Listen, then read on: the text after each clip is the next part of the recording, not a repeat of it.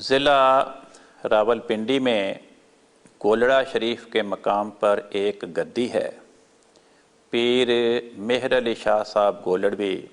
حضرت بانی جماعت احمدیہ علیہ السلام کے زمانے میں وہاں کے گدی نشین تھے۔ انہوں نے اشتہار چھاپا کہ مجھے خدا تعالیٰ کی طرف سے علم قرآن عطا ہوا ہے۔ جب ان کا یہ اشتہار چھپا تو حضرت مسیح موعود علیہ السلام نے اس کے جواب میں اشتہار چھاپا کہ کئی سال سے میرا دعویٰ ہے کہ میں مسیح موعود ہوں، مہدی موعود ہوں، اور مجھے خدا تعالیٰ نے اپنی جناب سے قرآن کریم کے حقائق و معارف سکھائے ہیں۔ آپ اشتہار میں کہتے ہیں کہ آپ کو بھی خدا تعالیٰ علم قرآن سکھاتا ہے، تو پبلک کے لیے اب اشتباہ پیدا ہو گیا کہ آپ کو سکھاتا ہے یا مجھے سکھاتا ہے۔ اس لیے پبلک کو حقیقت حال سے مطلع کرنے کے لیے ضروری ہے کہ میرا اور آپ کا عربی زبان میں فصیح و بلیغ قرآن کریم کی تفسیر لکھنے کا مقابلہ ہو جائے۔ کسی قرآن کریم کے کسی مقام کا قرآ ڈال کے انتخاب کر لیں تو ایک ہی محفل میں بیٹھ کے آپ بھی عربی زبان میں قرآن کریم کی فصیح و بلیغ تفسیر لکھیں، میں بھی عربی زبان میں وہیں بیٹھ کے قرآن کریم کی تفسیر لکھوں گا، اور اس میں نئے نکات ہوں، پرانی کتابوں سے اخذ کردہ نکات نہ ہوں۔ جب یہ اشتہار چھپا تو پیر صاحب نے اشتہار چھاپا کہ میرا اور آپ کا 186 مسائل میں اختلاف ہے،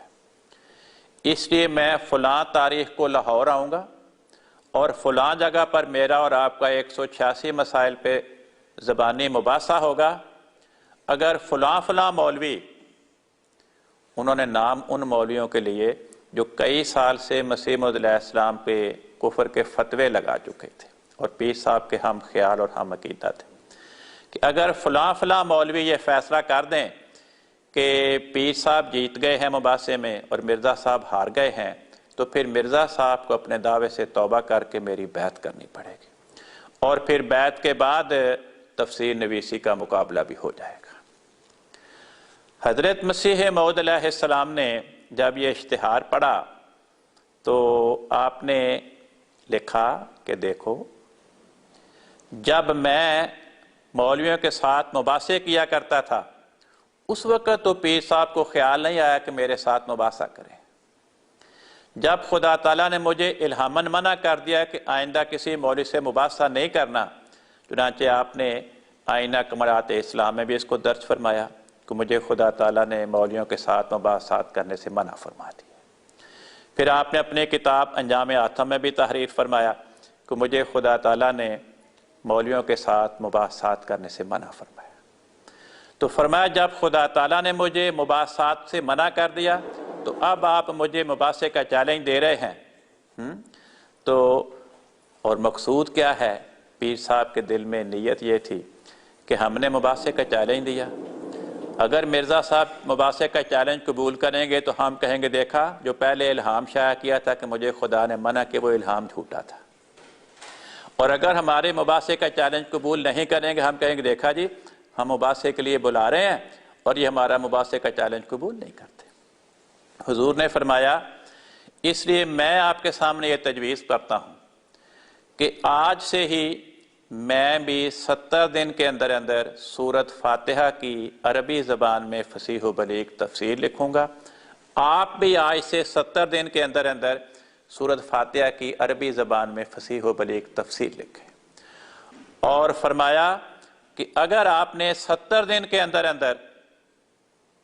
میری تفسیر کے بالمقابل آپ نے بھی عربی زبان میں فصیح و بلیغ سورۃ فاتحہ کی تفسیر لکھ دی تو میں آپ کو 500 روپیہ انعام دوں گا۔ لیکن ساتھ ہی فرمایا میں ابھی سے آپ کو بتا دیتا ہوں کہ خدا نے مجھے الہاماً خبر دی ہے کہ منعہ مانع من السماء، میرے مقابلے میں سورۃ فاتحہ کی عربی زبان میں فصیح و بلیغ تفسیر لکھنے سے خدا نے منع کر دیا ہے، کوئی میرے مقابلے میں تفسیر نہیں لکھ سکے گا 70 دن کے اندر اندر۔ چنانچہ حضرت مسیح موعود علیہ السلام نے 70 دن کے اندر اندر سورۃ فاتحہ کی عربی زبان میں فصیح و بلیغ تفسیر لکھی، اعجاز المسیح کے نام سے شائع فرمائی اور وہ پیر صاحب کے گھر پہنچا دی۔ 70 دن کیا، 70 مہینے کیا، 70 سال سے اوپر ہو گیا، پیر صاحب فوت ہو گئے، لیکن پیر صاحب اعجاز المسیح کے بالمقابل عربی زبان میں سورہ فاتحہ کی فصیح و بلیغ تفسیر نہیں لکھ سکے۔ آپ کے ایک مرید نے آپ کی سوانح عمری شائع کی ہے گولڑا شریف سے، اس کا نام ہے مہر منیر۔ اس میں اس واقعہ کو درج کر کے آپ کا سوانح نگار مرید لکھتا ہے کہ لوگوں نے پیر صاحب سے اپنی اس خواہش کا اظہار کیا کہ آپ بھی قرآن کریم کی تفسیر لکھیں سورۃ فاتحہ کی۔ تو پیر صاحب نے جواب دیا کہ ہاں، میں نے بھی سورہ فاتحہ کی تفسیر لکھنے کے لیے اللہ تعالیٰ کی بارگاہ میں توجہ کی تھی، تو اس کے نتیجے میں اللہ تعالیٰ کی طرف سے مجھ پہ اس قدر آسمانی انوار کا نزول ہوا کہ میں پھر ان کو سمیٹ ہی نہیں سکا، چنانچہ میں نے تفسیر لکھنے کا ارادہ چھوڑ دیا۔ اس جواب پہ غور کریں کہ کس طرح گھبراہٹ اور پریشانی کی حالت میں یہ جواب تراشا گیا ہے، لیکن یہ جواب یہ بتاتا ہے کہ حضرت بانی جماعت احمدیہ نے تو مقررہ میعاد میں تفسیر لکھ کر چھاپ کر پہنچا دی،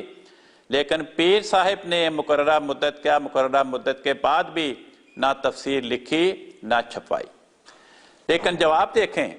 کہ اگر تو خدا تعالیٰ کی طرف سے آسمانی انوار کا نزول ہوا تھا تو وہ آسمانی انوار ہی کیسے جس پہ نزول ہو وہ انہیں سمیٹ نہ سکے اور سنبھال نہ سکے؟ پھر تو نتیجہ یہ نکلنا تھا کہ اگر حضرت مرزا صاحب کی تفسیر 150-200 صفحات پہ مشتمل تھی تو پیر صاحب کی تفسیر 100-150 جلدوں پہ مشتمل ہوتی۔ اس قدر جو خدا تعالیٰ نے انوار کا نزول فرمایا، ان انوار سے مخلوق خدا کو انہوں نے محروم رکھا۔